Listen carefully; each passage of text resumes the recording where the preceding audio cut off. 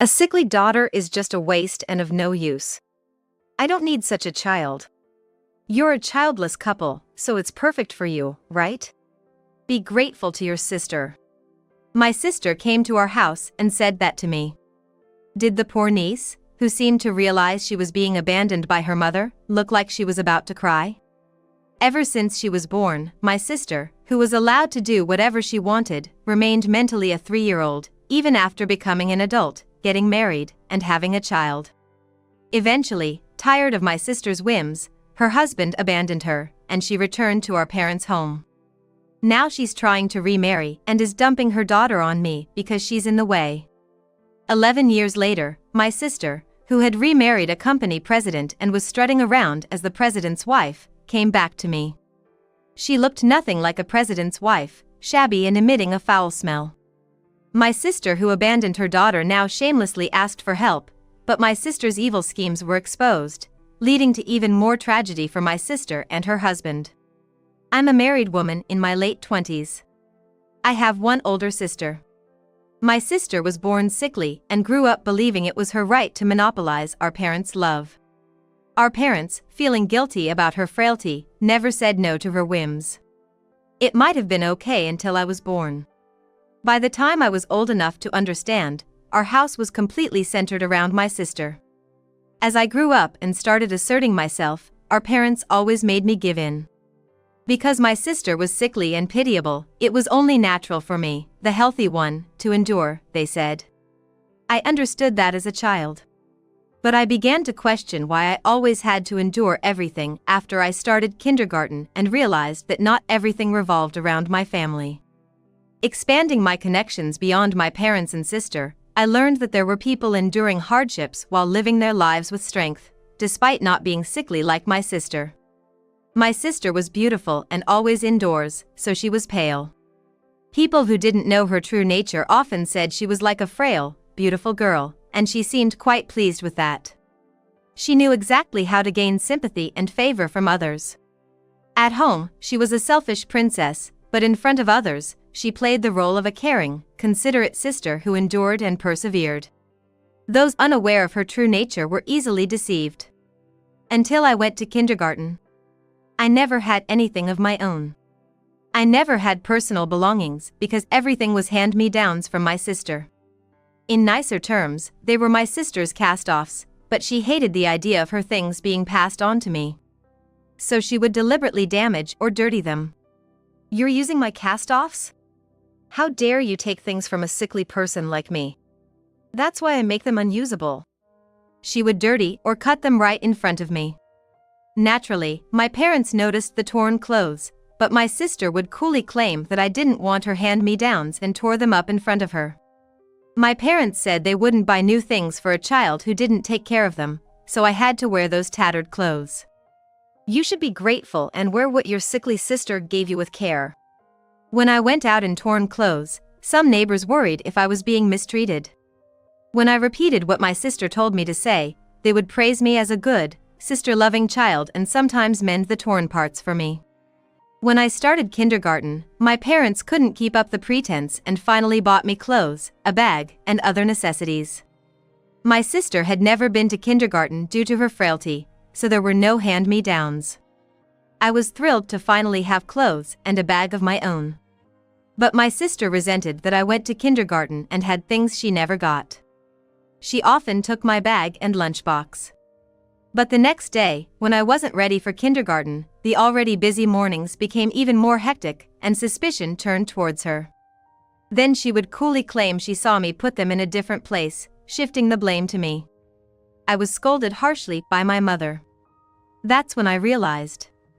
Not only should I not defy my sister, but I also couldn't show off or be happy in front of her. I had to stay quiet and suppress my existence in front of her to avoid her wrath. That's when I realized I had no place in this house.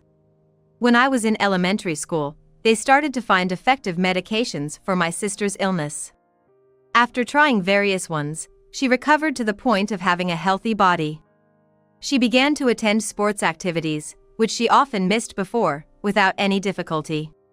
However, she didn't want to let go of the family life that had always revolved around her. Like the time we went to buy a backpack for me. My sister wanted a new one because she was bored of her current one, saying the old one would be fine for me. My parents thought it was unfair that I was the only one with a hand-me-down when everyone else had brand new backpacks. It was the same with new stationery and clothes. As for clothes, my sister was slim, and I had grown more as per my age, so hand-me-downs were no longer practical. My parents, who had always prioritized my sickly sister, began treating us more equally as she recovered. They used to tell me to endure because my sister was sick, but now they told her to help out as much as she could since she was the older sister. Why do I have to help? What if I do something extra and my illness relapses? The doctor had told us that a relapse was unlikely unless she did excessive exercise.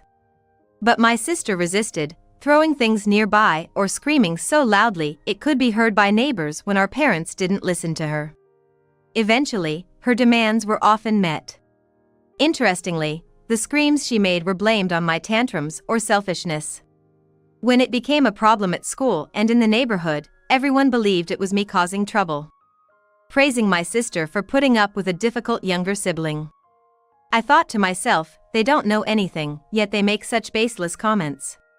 When my sister graduated from elementary school, I was relieved that we wouldn't be in the same school anymore.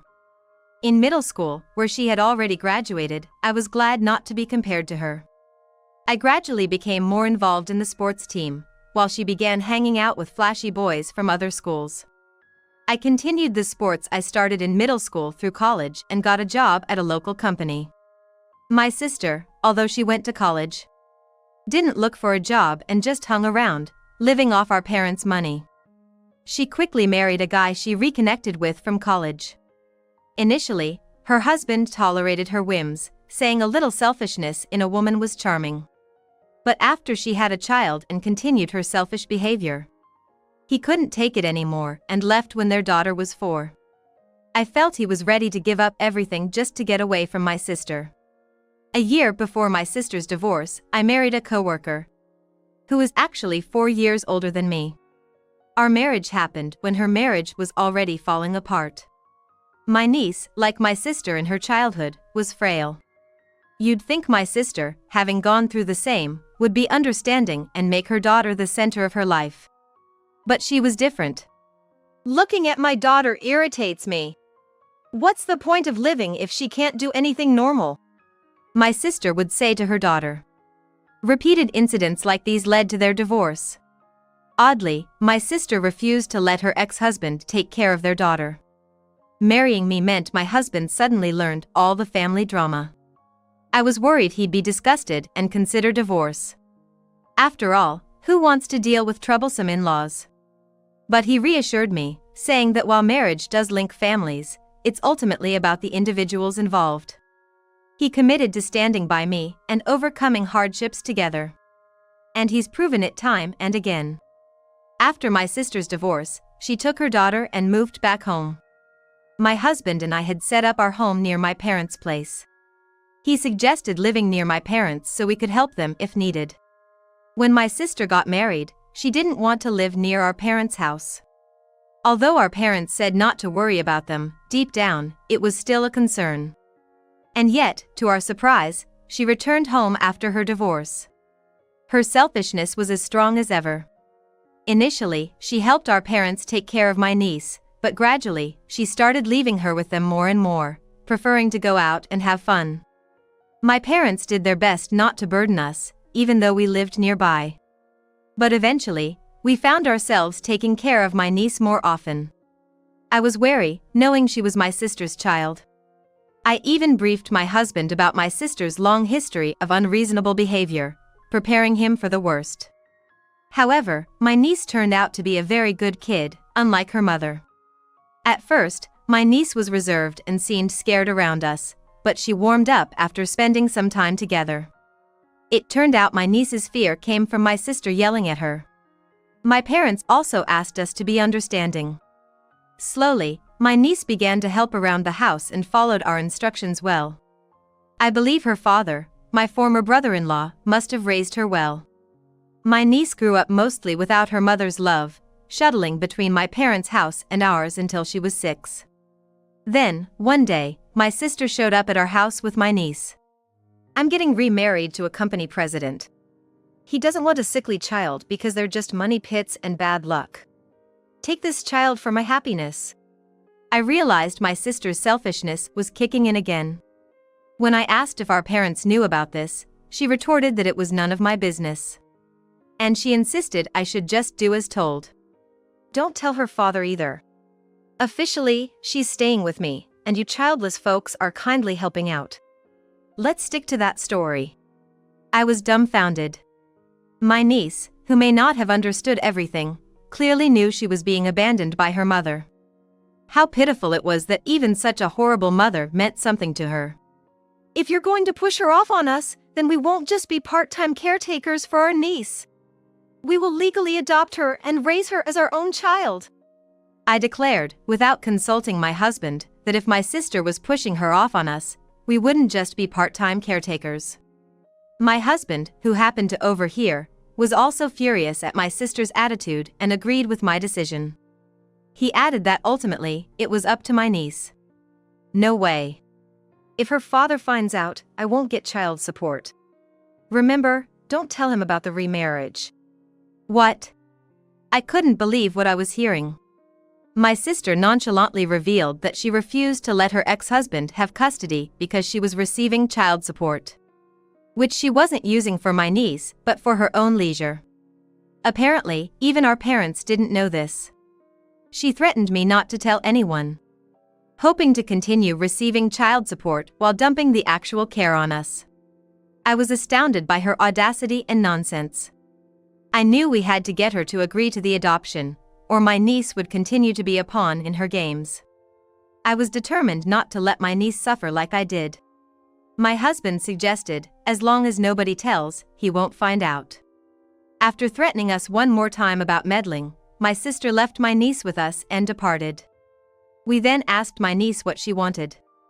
Despite being only 6, she had her own will. We wanted to respect her feelings as much as possible. And so did my parents. With tears in her eyes, she decided to become our child. Those tears seemed more like tears of joy than resignation.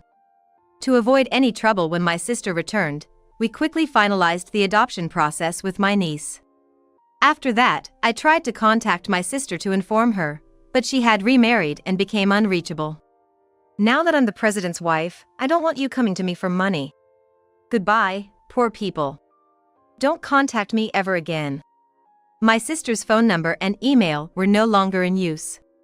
When I told our parents about this last conversation with her, they were furious to a degree I had never seen before, despite always favoring her in the past. They declared they would cut ties with her and never welcome her back home. However, they didn't need to worry. My sister never contacted them either. Little did we know, cutting off contact with us would lead to an unbelievable turn of events, but that would happen a bit later. We raised my niece with love and sometimes strictness, as if she were our own daughter.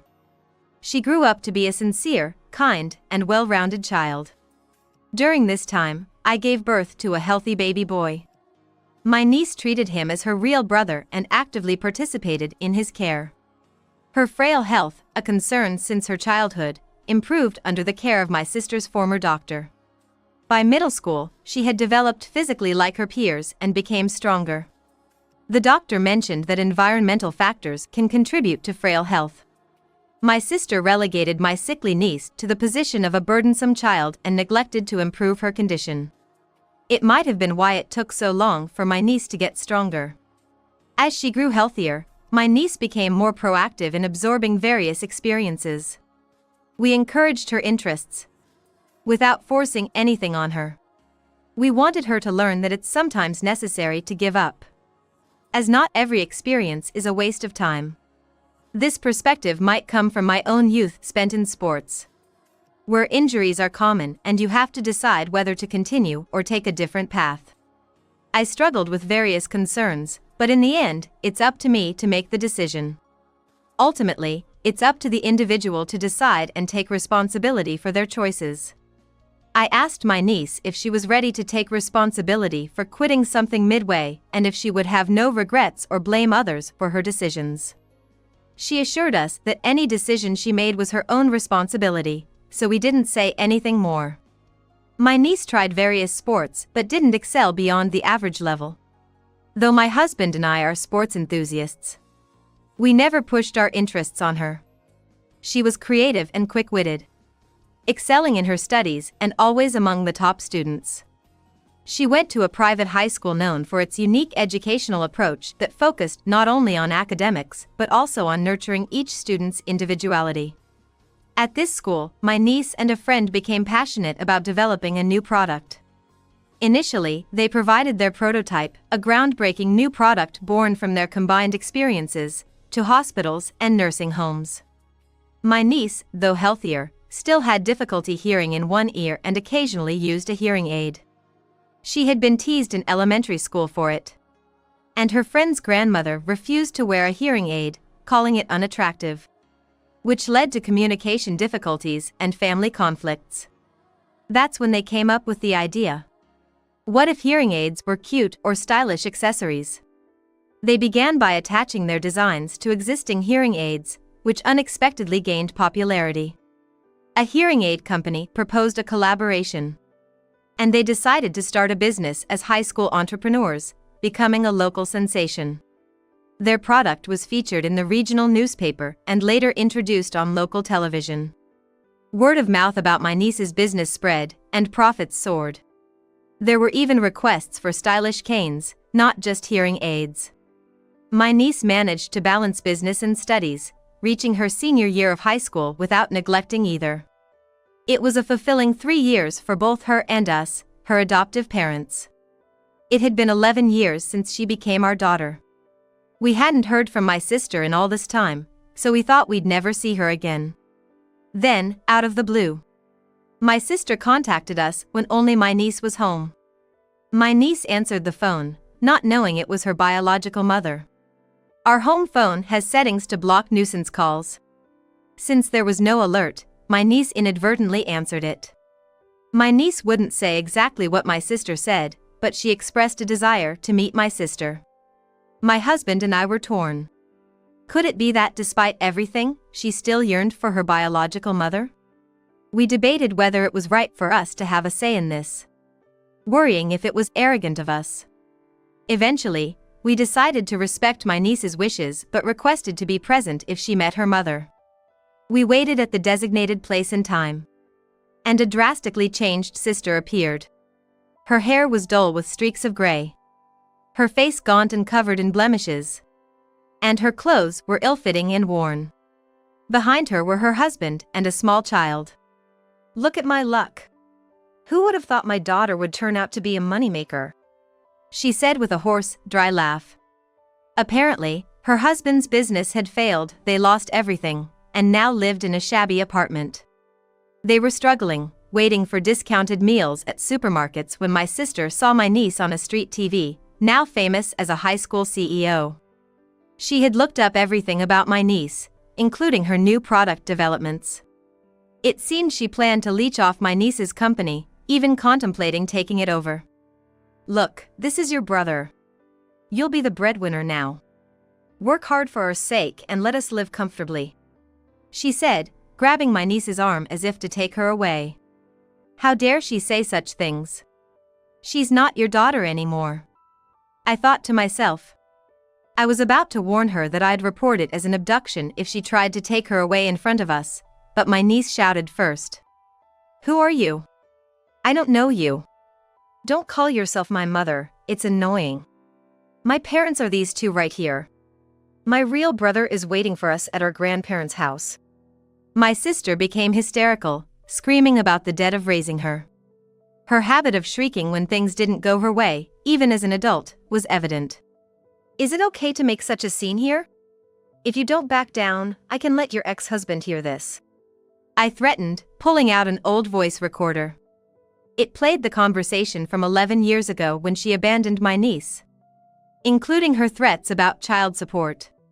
My sister lunged at me for the recorder, but my husband stepped in to protect us. Did you know that you're still entitled to child support payments even if you remarry? She seemed unaware that remarrying doesn't stop child support payments. But you forfeit your rights when you give up custody, don't you? They won't find out if I don't tell them? The world doesn't work that conveniently. Actually, when we were finalizing the adoption, we met with my niece's biological father, who had asked us to redirect the child support payments to us. But we refused the child support. We wanted my niece to meet her biological father if she ever wished to, and vice versa. I believed it was her biological father who had taught her manners and decency. He was too kind and selfless, always putting my niece's happiness before his own. We conveyed to him that my niece would be saddened if he weren't happy, and he understood. Later, he remarried and had children. My sister, his ex-wife, seemed oblivious to the fact that child support payments had ceased. At the time of her remarriage, she was living a life of luxury without financial worries. However, after the bankruptcy, she must have realized the missing child support payments. "Damn it! It was your doing, wasn't it?" she accused. She had noticed the absence of payments but refrained from contacting us, not wanting to reveal her fallen state. It was puzzling why she would leech off my niece while still maintaining some pride. Perhaps she thought her daughter would sympathize and help her out. But the misuse of child support money didn't seem to be something that could be easily addressed, as my sister was not in a state to make rational decisions. She left hastily with her young son, possibly fearing legal action from her ex-husband. Yet, my sister persisted in stalking my niece. We frequently received messages from the high school about a suspicious old woman lurking around. My sister, who, despite being in her 30s, appeared much older due to her unkempt appearance.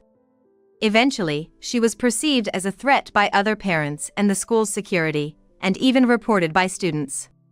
My husband ultimately confronted her, causing a commotion that attracted our neighbors. The community united to chase her away. Since then, she has avoided our neighborhood, deterred by locals brandishing brooms and bats. My sister and her husband, with their young child in tow, sought financial help from our parents, revealing that they had been parasitically living off the supposed non-existent child support. This deception, along with her lifestyle funded by child support, led to our parents cutting ties with her and kicking her out. Our mother, meticulous with finances, had kept detailed records of all the assistance provided to my sister and demanded repayment. Apparently, my mother, having been deceived, furiously demanded the return of everything she had been swindled out of. My sister and her husband, told never to show their faces again or else they'd be forced to repay the swindled money by any means necessary, never contacted us again, as they had no money to repay. My sister, still selfish, eventually abandoned her child at a facility, leaving without any words of return. She hopped from job to job, causing problems and getting fired. She stayed married, thinking she couldn't survive otherwise, while her husband, held back by his pride, struggled to find employment. They believed it was better to keep the slightly earning sister than separate. However, expecting her to be a provider was futile. Now, I hear they live on the streets, scavenging for leftovers.